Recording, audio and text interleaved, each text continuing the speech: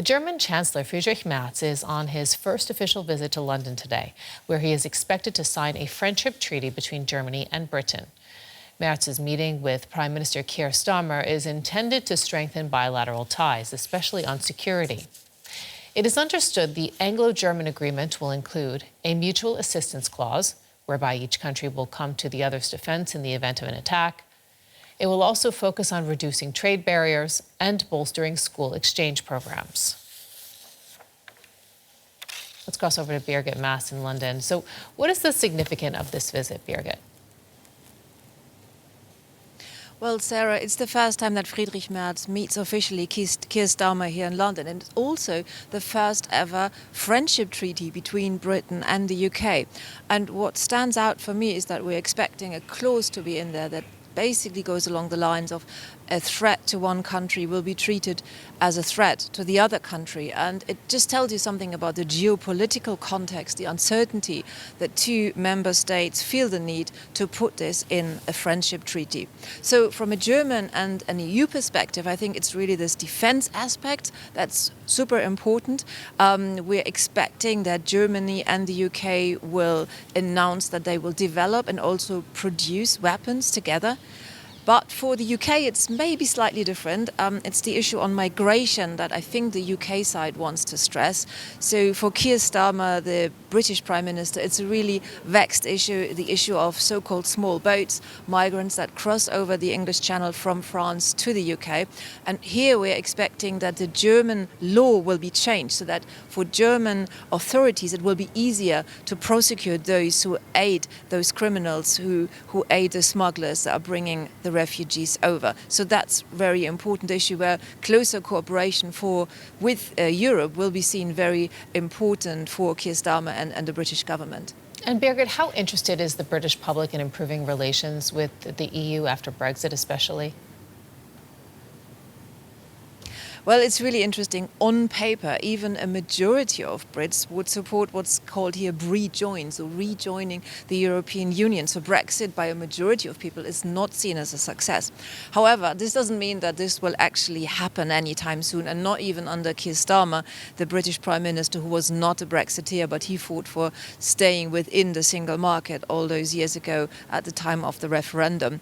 It's just too complex of an issue. There's not the political bandwidth, not in the UK and also not in the EU to open up this whole negotiation for Britain really rejoining the European Union. That's really not on the agenda. However, closer ties with the EU and also closer bilateral ties with countries like Germany, also with France, that's seen with the British public as fairly uncontroversial. Thank you, Birgit. We'll check in with you again later. Matthew Moore, political correspondent, joins us now for more. So why is this happening now? Well, Sarah, this has been really billed as a landmark agreement between two of Europe's major countries. And what they want to do is to show that they can join forces, that they can act together to deal with some of the major geopolitical challenges and the threats to the rules-based order as they see it. And among those things, we're talking about Russia's war in Ukraine. We're talking about the European security architecture here, especially since Donald Trump has come into office again for his second term, where he's really put the pressure on Europe to step up and spend more on defence. And so this is the backdrop to it, and now what we see is that there's a big focus here on mutual coordination over things like security. There will be exchanges on nuclear programmes. We know that Germany doesn't have a nuclear programme, the UK does, and it might be that there'll be some progress on that. There's going to be strategic dialogues between the foreign ministers of both countries each year to discuss security and defence. And as we say, there's one of the focus we understand will be on this idea of a mutual assistance clause. That is that if one party faces a strategic threat, then the other party will come to its defence. We're saying that both countries and both leaders here want to say that this is to complement NATO rather than to replace NATO. And, I mean, there's a lot more other than security also on the table today, isn't there? Yeah, that's right. This is quite a wide-ranging treaty, a deal that's been worked on for the past 9 months or so, since last summer, really, actually, so even longer. But actually, and what we see is that there's pledges to reach the UN's climate goals.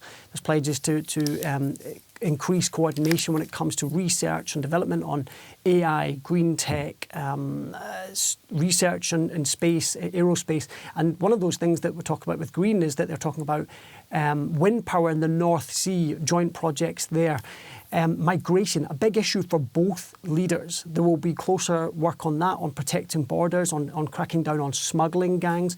This is incredibly important, especially to Keir Starmer, the British Prime Minister. So the final thing is this idea of closer cultural ties there, and it's really important for the German side to make sure that school programmes and exchanges continue in the future as they did when Britain was part of the European Union, and they would like to see that continue again.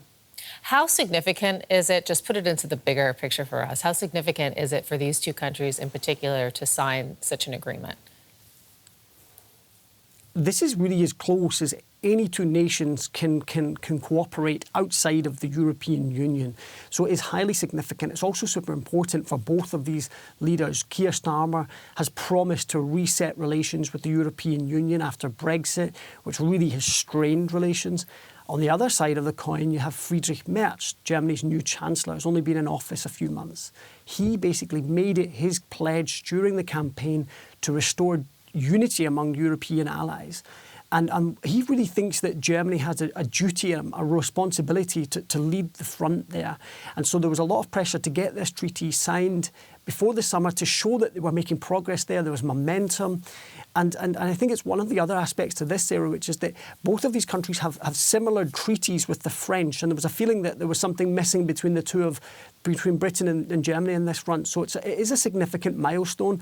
And for both leaders, it shows, look, we're delivering on the promises that we made in the election campaign, that is to act more closely with European allies. Political correspondent Matthew Moore, thank you.